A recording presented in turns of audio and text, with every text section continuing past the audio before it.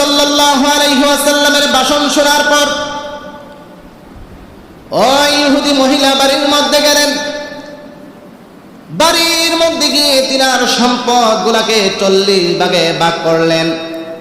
ভাগ করে এক ভাগ তিনি এতিম মিসকিনদেরকে যারা যাকাত নেওয়ার মতো উপযুক্ত তাদেরকে বিলিয়ে দিলেন।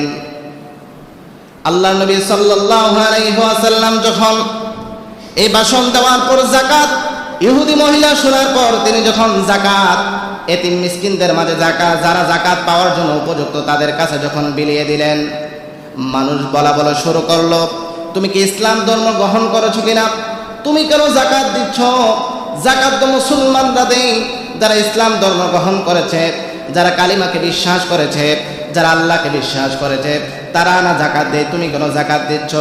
তিনি বললেন, আমি এমন একজন লোকের কাছ থেকে শুনেছি, তিনি বলেছেন দুনিয়ার মানুষ যখন যাকাত দিবে আল্লাহ তাআলা তার সম্পদ বাড়িয়ে দিবে, যার মুখ দিয়ে কখনো আমি কোনো মিথ্যা কথা শুনি নাই, যার চরিত্রের মধ্যে কোনো দাগ নাই, যিনি কখনো মিথ্যা কথা বলে নাই, সর্বদাই সব সময় সত্য কথা বলেছে, তিনি হচ্ছেন আল আমিন, তিনি হচ্ছেন মুহাম্মদ রাসূলুল্লাহ সাল্লাল্লাহু আলাইহি ওয়াসাল্লাম।